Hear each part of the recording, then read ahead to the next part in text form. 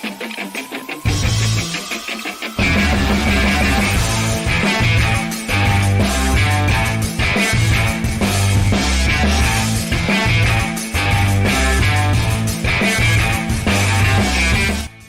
is up, grinders? Welcome to an MMA Crunch Time Before Lock. I am your host, Mike Brown, aka H3 Buddha, here with Squirrel Patrol John. It's a card. We have a card to break down. It went from like 12 fights to as low as 9. I thought they were going to scrap it. Like, we've seen cards before in the past, way before COVID, where they would be like, hey, 9 fights, let's scrap it and put these fights on other cards. But they were hell-bent on getting this thing going. And we have Rose at home taking on Cortez in the main event here. And to be fair, for fantasy, a really fun card. I mean, the middle range is the honeypot, man. I mean, I've never seen a slate where there's like so many closely lined fights. There's gassing ability, first round equity on the underdog. Really fun slate. Yeah, it is about as low level as you can get, but it doesn't matter for our purposes, right? Like it's the same like fight night prize pools, and it's an interesting card because I think it's going to be a volatile card. We don't really know how the altitude is going to affect everything. And a lot of these fights have just been put together over the last few weeks. Like I was saying to Blender on the show yesterday that I saw John Silva on the card. And I thought, oh wait, is that like, did his last fight get scrapped, like, or postponed or whatever? Nope. He fought on the last card 2 weeks ago. And he's fighting again in Denver. So yeah, how prepared is he for the altitude? I don't know. I don't, it's tough to know for any of these fighters, like, how prepared they are for the altitude. It's probably baked into the lines somewhat. But as a result, we are kind of seeing a lot of close lines. Like you said, like the middle range is all pretty closely lined fights. There's nobody on this slate that has a less than 20% chance of winning their fight, which is uncommon. I think it's happened a few times this year, but it's again, third or fourth time, I think, where no fighter has less than 20% chance to win their fights. So we're probably going to see some upsets, and you've got some good value on the underdogs. Yeah, there's actually, a bunch of like money line equity compared to other people in some certain ranges, like an extra, nickel of equity or 10 cents even. And it seems like even those guys can gas out, or if it goes to a decision, there's no equity. So it's a really tricky slate. And, on a slate like this, are you just starting with the main event? What are we doing with 12 fights? I think you start with the main event, but I also think at the same time, with Rose being 9K, I'm really looking at this range as that ownership equity. We have Elder, Bonfim, Santos, Rose. This is like, because there's so many good plays in the middle range, you're able to get at least one of these fighters. And with Rose being that 5 rounds and I can't imagine she's 33%. Do you? I mean, she's just got that name value at home. The fighter that was actually expected to be in the fight, Tracy's coming in late notice. How do you look at that range? Because I feel like it's super important. And I feel like if you go stars and scrubs, it's going to be different. So if you grab 2 of these guys, am I crazy? I mean, could 2 be different of this range? Yeah, no. I think grabbing 2 of them is fine. I think the underdog fighters are better values than they usually are on the card, right? So the lines are all very close. Nobody's like a massive favorite or massive underdog, but DraftKings still kind of has to do the pricing, 7,900, 7,800, 7,700. They have to have those like $100 jumps or maybe a $200 jump on some cards. You see that. But because there's still like that $100 jump, but now it's only like a couple percent difference in win equity or win probability, if that makes sense.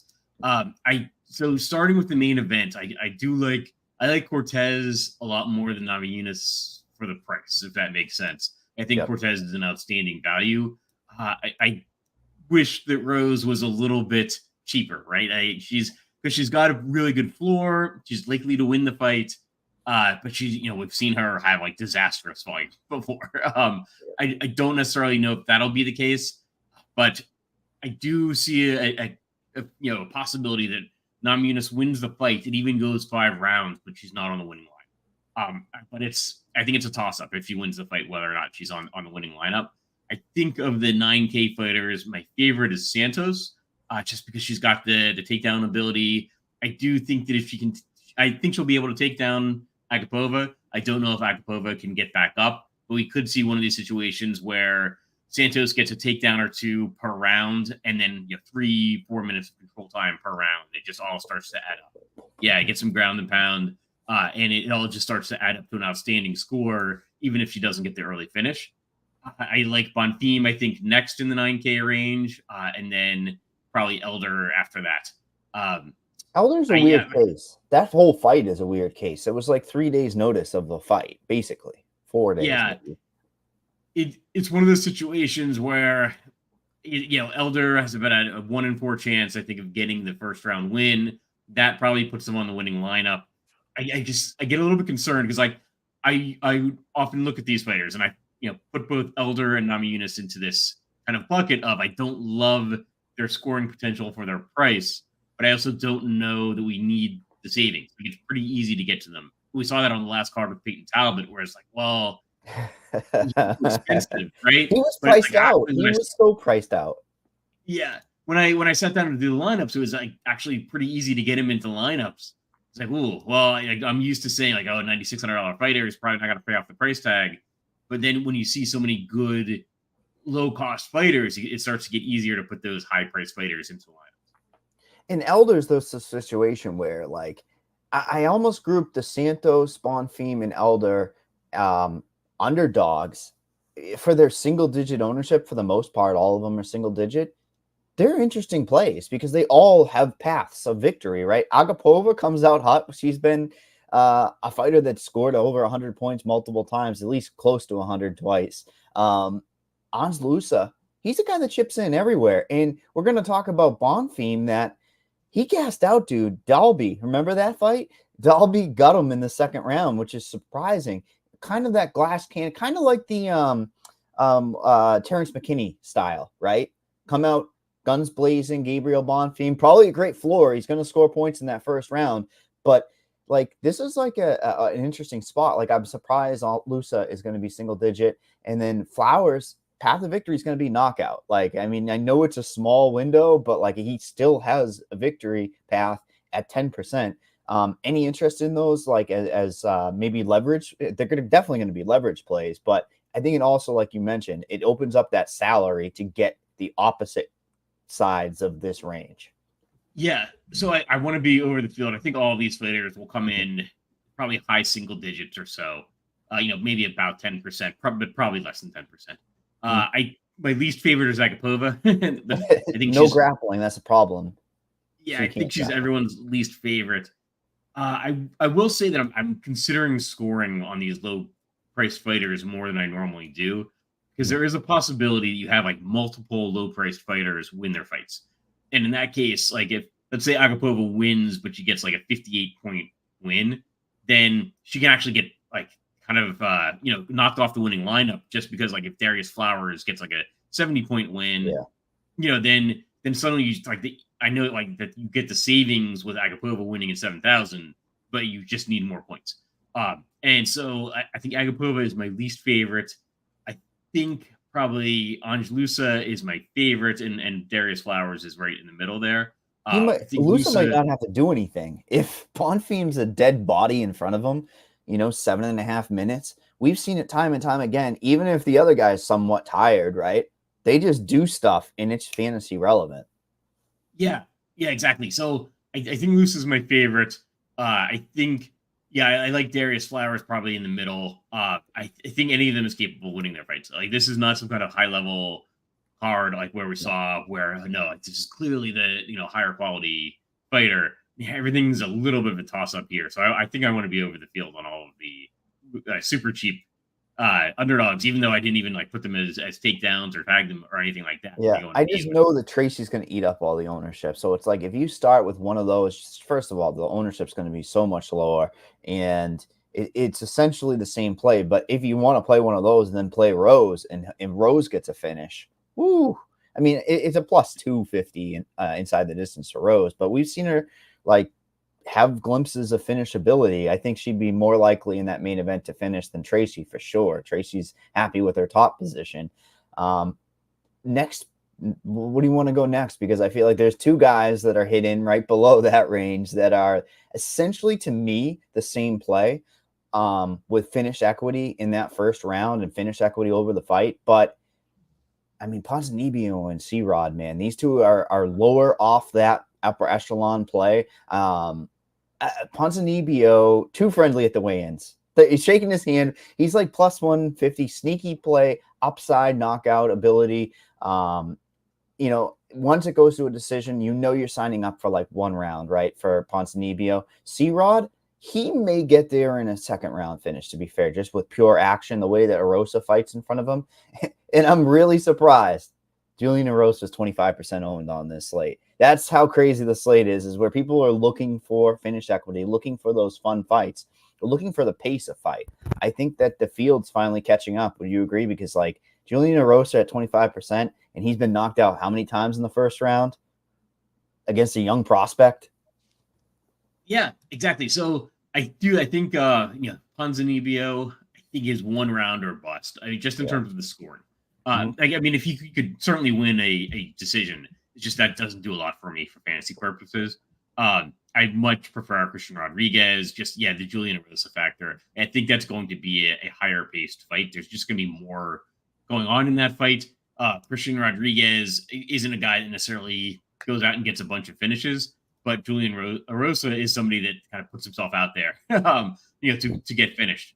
So I think that's the far superior fight that I would like to target. Ponzinibbio, this is why I look at like first round finish odds more, I think, than inside the distance. Because like Ponzinibbio, if he gets the first round finish, and I've got his odds at about 23%, then he probably is on the winning lineup. Otherwise, I'm probably not interested. Matches the field too. Like I'm a little bit surprised because you get like 38 years old and 40-year-old in that fight, and usually when we get to these higher upper ages, that durability starts falling off a cliff, and it's like now we start targeting it. It's just Salikov slows it down. He throws these crazy kicks, crazy strikes, and slows the pace down. So it makes a lot of sense. But purely ownership wise, there's a big downgrade of ownership from that upper echelon. It's like it almost went in order there. I'm surprised the main event is so low, like compared to those bigger guys. Yeah, I mean, the main event is really tricky because I think it's got a really wide range of outcomes. It's got a good floor, but it's got a wide range of outcomes. Yeah, so true. I think like Cortez has like the best floor for the price on the card. I think Namajunas even has like a pretty good floor. Like she's not gonna. I don't think it's gonna be like another Carla Esparza fight, but it might not be super high volume. So I don't even mean to bring it up. But yeah, I mean, she's probably. Like if she puts up 110 points, which is totally reasonable in a 5-round win, then she's probably in the winning lineup. She could also put up like 90 in a 5-round win, and that maybe doesn't get you there. So I really do think it's a toss up whether or not she lands on the winning lineup in a 5-round win. I think Cortez is much more likely to end up on the winning lineup in a win just because of the $7,200 price tag, and she's probably going to get if she's getting the win, she's probably getting some takedowns as well. Yeah, there's the grappling, obviously. Don't even have to talk about it. Her grappling could stall out the ability for Rose, so it makes a hell of a lot of sense. We have a question in chat from this guy named TJ. If you played cash, would you play both main event fighters due to their floors or just Cortez? I think you played both. I mean, there's really nowhere to go, right? Like the plays we talked about earlier are GPP, like Agapova, Elusive, Flowers. Is there a world where you do a mid-range build and you only need one piece of them in cash? I guess there could be. I think I would play both. I think I'll likely be playing both. I don't think you have to play Namajunas if you have something you really like. I think you're probably, it's not like, what if Namajunas does hit this more of the ceiling? Then you probably want her. Like I would definitely play Cortez. And then I would probably play both. I don't think you have to play Namajunas, but I would play both. Well, TJ just told me perfectly to pivot over towards that obvious play on the slate, which is Razak Alhassan. Like, this is the guy. This is your 40% owned, expected to win in the first round, right? That's the next big piece. And if he gets taken down early, like, he can get there in a second round finish, Alhassan. Let's be honest. Like, a knockdown would be 80 plus significant strikes. Like, he can still do it, but Brundage is a pretty damn good leverage play on this slate. I know that you tagged him, and I'm like, his path to victory is so strong. Alhassan's been in the UFC forever. I feel like Brundage has been in the UFC forever getting losses, but it's like something's got to give in this fight, and it's so important because Alhassan's percentage is so high for that finish equity. Yeah, but I think if he doesn't get that first round finish, I don't know. Like, it might be pretty low scoring. I do think that if he gets the second round win, it might still be like a 70-something point win, in which case maybe you don't want maybe you don't want him in your lineup, even if he gets the win. I tagged Brundage, and I had a hard time with the write-up because it's really just, I think he's leveraged against Alhassan. But Brundage has had a weird UFC career. Like I said, if you flip his medical disqualification win to a loss, he's like 1-6 in his last, I think, 7 fights. I don't know. Yeah, Alhassan, I'm probably just going to about match the field, maybe be a little bit under. He's not, because he's not that great of a fighter, right? Like, it just wouldn't be a shock if Brundage goes out and gets the win. And then, or like, if Alhassan doesn't get that first round win, I just don't think he's going to score that well. Yeah, you need 2 knockdowns, right? The one knockdown would get to 80, right? 70 plus the 10 plus whatever significant strikes. And it's possible that Brundage has a good first round to slow it out. I mean, I look at it as a striker versus grappler, but Brundage, man, in between the ears, he might not go for takedowns. He might just be like, all right, I'll stand a bang. Yeah, hopefully not. But I don't think that'll end well for him. What do you think about the 40% though for Alhassan? You think that's accurate? I think that's accurate. I think it's a touch too high. I'll probably be just a little bit under that mark. I'll He's probably be at around, because of the metrics. Yeah, I'll probably be at about 35%. And I'll probably, what do we have Brundage at? About 16%. I'll be over the field on Brundage just to get that. He's got about a 38% chance of winning the fight. And if he does win, he knocks off all those Alhassan lineups. So I'll probably be over the field on Brundage and about at the field on Alhassan. Arguably a pivot too, because there's a Damon Blackshear on this slate that is getting 30% ownership in a somewhat should be all action fight. Like, I really hope this one isn't the one to bust because Montel Jackson has some length to him. So I don't want him to slow it down just like kickboxing wise. But you look at that fight, the Montel Jackson and Blackshear, this is one of your fights that over 3 rounds can score, where a lot of these fights, I feel like, have a limited ceiling once it goes to a decision card for fantasy relevance, like the Van and Charles Johnson, which we'll talk about next. I see that you tagged Van. I feel like that this Blackshear win equity continues to come in, right? Like, he's 44%. I think he's like plus 115 on some books now, a lot of love. But I also look at Montel Jackson as one of the most talented guys that has not hit like the stride yet. He hasn't put it all together, right? He's got great knockdown equity. He knocks down everybody, but Blackshear's durable, dude. Yeah, I think it's a good fight to target. I didn't tag Blackshear, but it was kind of on the border. I just think he's going to be pretty highly owned. So that's the problem. I think it's a good fight to target. There's nothing I like more than looking in somebody's game log and seeing like a high scoring loss, right? Like his last fight was a 65-point loss to Mario Bautista. Yeah, that's great. That means he's putting up points no matter what. And in a win, that would have been a 90-something point win. So yeah, I think the volume is going to be there in this fight. So I think it's a good fight to target on either side. I'm worried about the ownership being somewhat elevated here, pun intended, because of the 30% and 20% for Jackson. It's just, I'm looking for just nonstop action. Like, these guys should have decent tanks. Blackshear certainly doesn't give up. He's going to continue to push. And you mentioned it. It's like it's one of the rare guys and underdogs on this slate that can pitch into all the categories, right? He can get you control time, strikes at volume, maybe some takedowns with the control.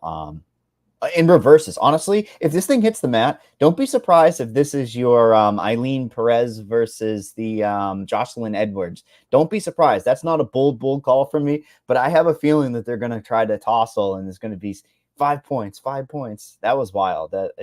Obviously a fight of the year candidate for fantasy. Yeah, exactly. But that's why we target these grappling fights, because if they're just rolling around, you're getting 5 points every time they turn over. So that is like, it's hidden scoring. You're getting the control time, even if they don't, be if they're not turning over and getting reversals, and it's still control time piling up for one fighter. And then if they add the ground strikes, that's even more. So that's why we target these grappling fights instead of the lower volume fights that could end in early, but if they don't, it's a total disaster. Your sloppy heavyweights that we don't have. Thank God we don't have. Yeah, well, yeah, they don't want to send those guys to Denver. I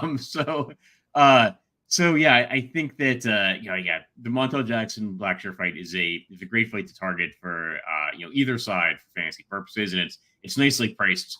Not exactly in the mid range, but close enough where a win for either fighter probably does scores pretty well. Yeah, and I'm interested in the guy that you tagged, Josh Van. Tell me about why you did tag him. I didn't read the article yet because 30% owned.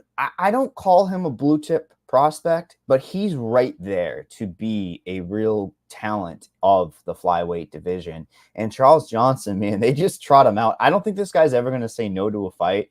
But when he stops the takedowns, he tends to be very close. Like, all of his fights are close. Like, the judges tend to like him, or, if, I don't know, the other guys are getting the rub, more volume. Sometimes he's getting the harder strike. So, like, if this is kickboxing, I'm terrified for scoring, but talk me into it, man. I mean, you tagged Van. Tell me about it. I think Van's just really high volume on the feet. And I don't love players that are strictly on the feet, but like, Van can get some takedowns as well. He's gotten a takedown in each of his last two fights. He actually had one takedown in his last fight and two in the fight before that. So there is some ground game, or at least threat of a ground game. And then he's just really high volume. So his significant strikes landed in his 3 UFC fights: 120, 156, and 83. Like, that's a good floor of points. So it's one of those fights that I think people might not target because it doesn't have a great inside the distance line, but like, Van doesn't necessarily need to win inside the distance to put up a really good score. Especially, he's at 8,700, so it's not at that 9,000 plus range where you maybe need a really high score. He can do enough just on the feet if it goes 3 rounds to potentially land on the winning line.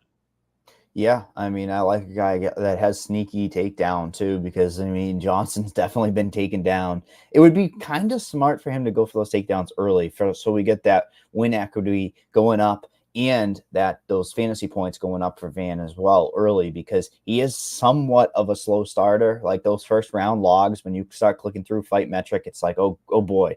But his volume just picks up, like you said.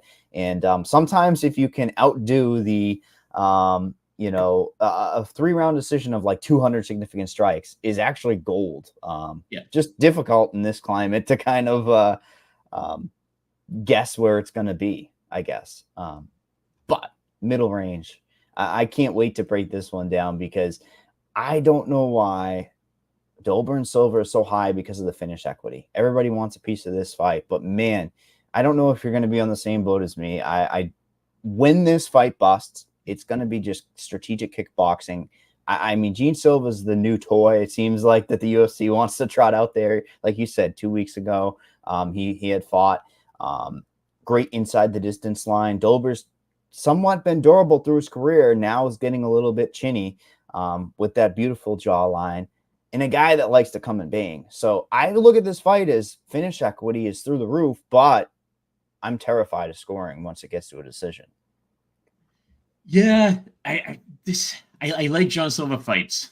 I liked his last fight just a couple weeks ago, but it worries me that he's taking this fight on such short notice, and it is kind of a weird situation where you got to go to Denver and be in the altitude. Drew Dober was preparing for this fight. Like, he was preparing to fight Mike Davis. Davis had an injury, and so I don't know. I feel like Silva probably needs an early finish to get a really high score. So his game log looks really good, but he's been getting a bunch of knockdowns. And if that doesn't happen, like if he doesn't get the knockdown early win, he might not put up that high of a score.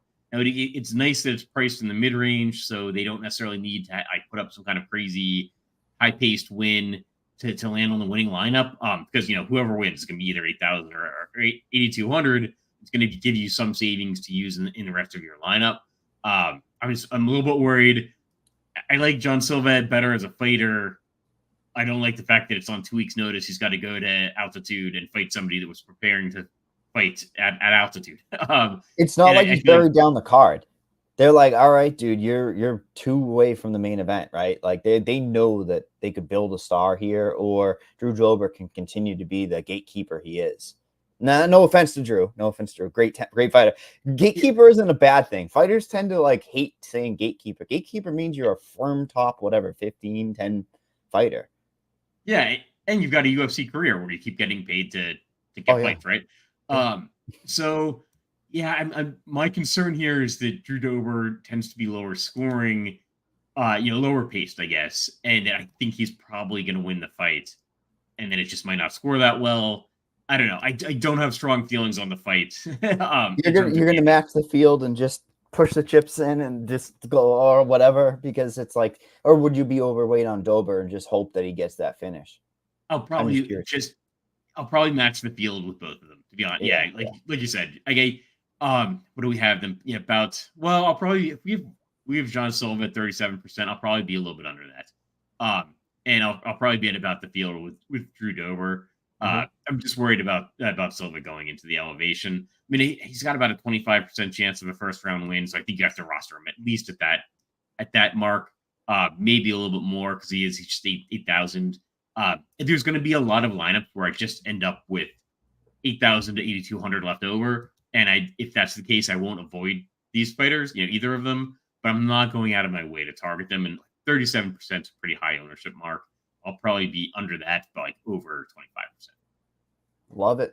And there's going to be a higher owned fight that we're going to talk about next, and a fight that I think goes under the radar that has a lot of fantasy equity.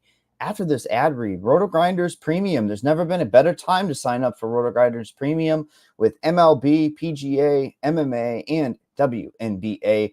We've got an option for whatever level you're looking for. Get yourself a 6-month combo subscription at an exclusive price of $469.99. That's a savings of $250 instead of buying all 6 individual months of combo premium.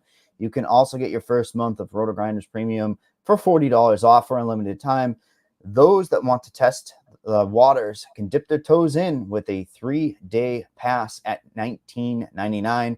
Check the link in the description below for more info. The 2 fights, you already know what fights I'm talking about. I'm going to talk about the higher owned fight first because I can't wait to do the other one. Andre Petroski and Fremd. This thing, we talk about ugly fights, okay? I don't know if there's ever been a more ugly fight than this, because Fremd doesn't do anything. Fremd got like 20 fantasy points, sarcasm, against Jamie Pickett. How do you do that? Nobody scores that low against Jamie Pickett. And then Jamie Pickett retires. 8,300 for Fremd, 7,700 for Cody Brundage. I'm sorry, 7,900 for Petroski. And Petroski ran into a hip and got knocked out last time. What the hell is going to happen here?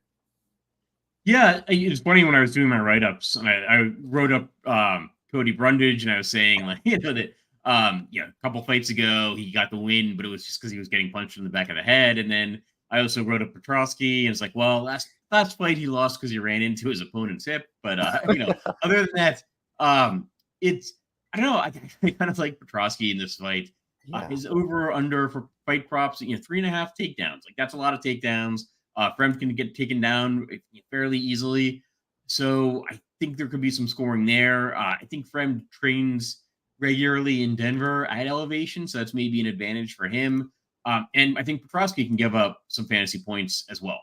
So his losses have come, via KO, TKO. So I think it could be sneaky high scoring. I kind of like it as a good fight to target. I think we're seeing 18% ownership on Fremd and 35 on Petroski, but I I actually do kind of like the 35 on Petroski, and I'll probably be a little bit over the field on Fremd. Well, we talk about variance. That fight is variance personified, honestly, because the range of outcomes are you get to 3 rounds, and even if one of the guys scores 1 round, there's a world where there's so much action or just messy sloppiness that it's going to score. And Fremd is just such an interesting play at 8,300 because he's easy to get in. If he were like 87, it'd be like, I don't know, but the price is everything on this slate. There's a fight right here where you and I might have tagged the same fighter, Jasmine Jasdavicius versus Fatima Klein. I love this that we both tagged it because long term, we're looking for the value. We're looking for the favorite priced as an underdog.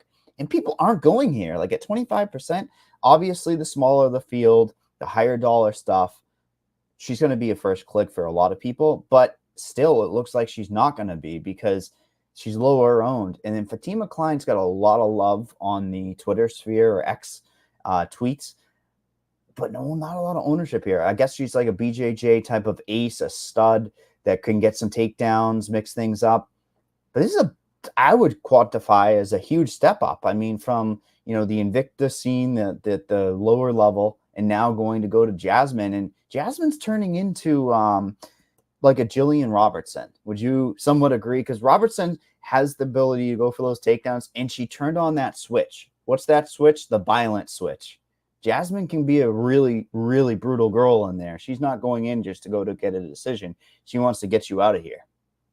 Yeah, exactly. I like some stuff is going to happen in this fight, and that's why I want to target it. Right? Like they're not going to just sit there. They're going to throw punches. There's potential for takedowns. So I like both sides of this fight. I think Jasmine is probably the better DFS play because you are getting a little bit of savings, and she is a little bit of a favorite. And so I don't like to argue with that math that you're getting a fighter that's slightly favored at 7,800. And it's so she's not just favored, and she's not just like 8,000. Like you're getting even a couple $100 off of that. So some pretty good win equity. I think we're showing Fatima Klein with very low projected ownership. I think less than 10%. I think I'm going to be way over the field on that. She's a total unknown, but I don't think she's just going to stand there. I think this is going to be a higher paced fight, and I think it's a fight that people aren't going to go to.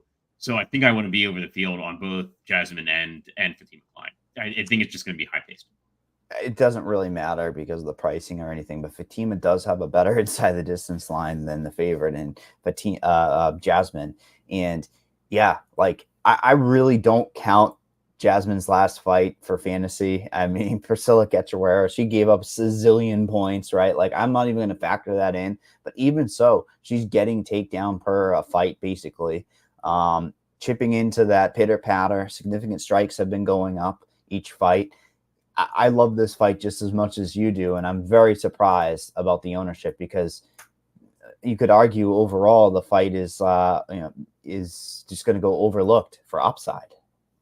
Yeah, and I do think it makes a difference whether somebody's hand building, just looking at the game logs, or even trying to make projections and stuff like that. When there's just nothing to go on, like you have with Fatima Klein, I think it's tempting to just overlook it or just pass over it or say, well, it's probably not going to score that well. Women's MMA. I think it's going to be high paced, and so I think it could put up some a good score that you want to have like 10% or 9.4 or whatever we have for the projected ownership is way too low on Fatima Klein. I think if she gets the win, there's no reason to think it'll be a low scoring win. She's in a sandwich between Petroski and Brundage. That's just kind of going to give you the context, right? Yeah. Like two volatile guys that have been finished against a somewhat hardened, I'd say, veteran that's going to be in here in Jasmine. Final takeaway from you so we can get out of here. Plenty of time to build lineups. Still $100,000 up to first place. We're there's ways to be unique. I personally, I'll let you take it, but I like going with stars and scrubs. I just think it's going to be way different on this slate. I think people will start with their Alhassans, the Tracy Cortez, maybe a Gene Silva, right? And then start going from there. But I don't know where you're going to be starting. Yeah, so I just think for both like single entry, if you're making a one lineup by hand, or if you're doing a 150. My take on this card is that the elevation is going to be a factor. It's going to be a volatile card. We think the elevation is going to be a factor, but we don't know how. But that I'm just going to try to spread out my ownership. There's nothing that's really differentiating itself, especially differentiating itself for the price. So like it's not complex. I'm going to be over the field on the lower owned fighters and under the field on the higher owned fighters, just because I don't know that anything deserves to be owned more than anything else on this card. So that's kind of my biggest takeaway.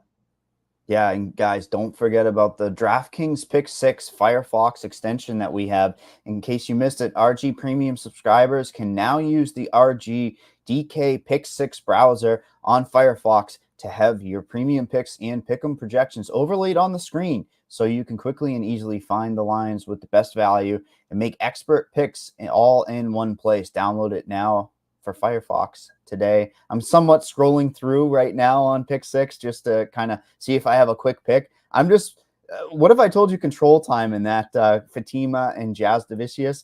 They have both ladies basically at 5.5 minutes of control time. That's wild. What it shows is a lot of action. Yeah, exactly. And I think also that it's a fight that is probably going to go the distance, but it's not going to go the distance with them. Like the Ponzinibbio and Muslim Salikov fight, if that goes the distance, I'm not interested. This fight, if it goes the distance, I probably am interested. They're probably both going to get a takedown in that case. Yeah, like control time. Like, yeah, think about that control time. That's got to come with a takedown, most likely, or reversal or something like that. I don't think they're going to be nothing on the feet either. Like, there's going to be volume thrown on the feet. If you add the ground strikes, I think it could be a high scoring fight. Yeah, it's kind of funny when the Pick 6 basically has both ladies at the same amount of control time. But if you have a read there, you definitely could be able to take advantage of it. Next week, though, we have 12 fights, another ugly women's MMA main event, Lemos versus Jerndadoba. But, you know, we're here. We're getting in there. We're getting in the streets, building a bankroll up because the pay-per-view cards are where the money is. Thank you for TJ for producing the show. Thank you, John. We will see you guys next week.